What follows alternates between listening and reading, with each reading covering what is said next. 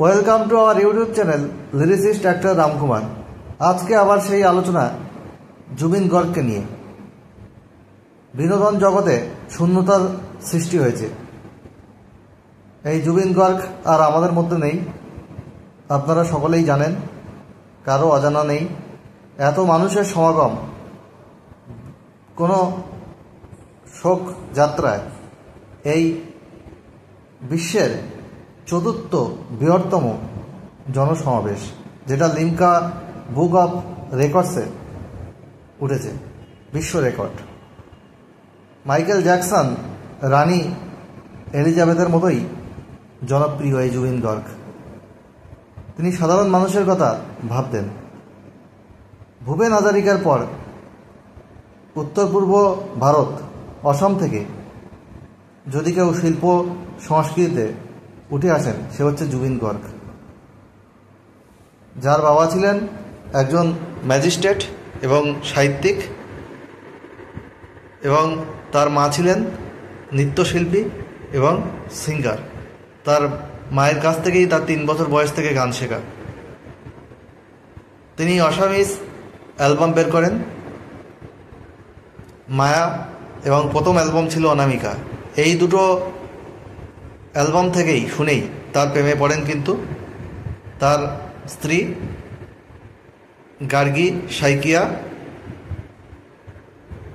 গর্গ। এই জুবিন কিন্তু জুবিন বটঠাকুর নামে জন্মগ্রহণ করেন ব্রাহ্মণ পরিবারে। তিনি তার গোত্র ইউজ করেন জুবিন গর্গ। তিনি বলতেন, আমি কোনো জাত ধর্ম মানি না। আর তিনি ব্রাহ্মণ হয়েও পৈতে ব্যবহার করতেন না। আর এই অনেক অনুরাগী যখন এই অ্যালবাম বেরোয়, তখন অসমের ঘরে ঘরে তার নাম ছড়িয়ে পড়ে। অনেক অনুরাগী তার কাছে চিঠি পাঠাতেন। কিন্তু এই গার্গী সাইকিয়া গর্গ কিন্তু একটা চিঠি পাঠিয়েছিলেন তার অনুরাগী মারফত, এবং সেই চিঠির উত্তর দিয়েছিলেন। তখন গার্গী পড়তেন হচ্ছে মুম্বাইতে। তার সেখানে পড়াশুনো ভালো লাগছিল না, তিনি বাড়িতে ফেরার কথা ভাবছিলেন। এবং জুবিনও সেরকম একটা টাইমে তার মনের মানুষের চিঠির উত্তরও তিনি পেয়েছিলেন। তারপরে জুবিনের সঙ্গে তার দেখা সাক্ষাৎ হয় এবং তাদের দুজনের প্রেমের সম্পর্ক গড়ে ওঠে।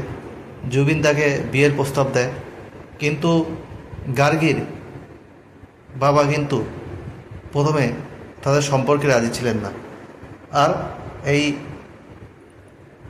গার্গীও তাদের এই জুবিনের চঞ্চল স্বভাবের জন্যে তার স্বভাবের সঙ্গে ঠিক মানানসই হয়ে না উঠতে পারায় তিনি কিন্তু সম্পর্ক থেকে সরে আসেন।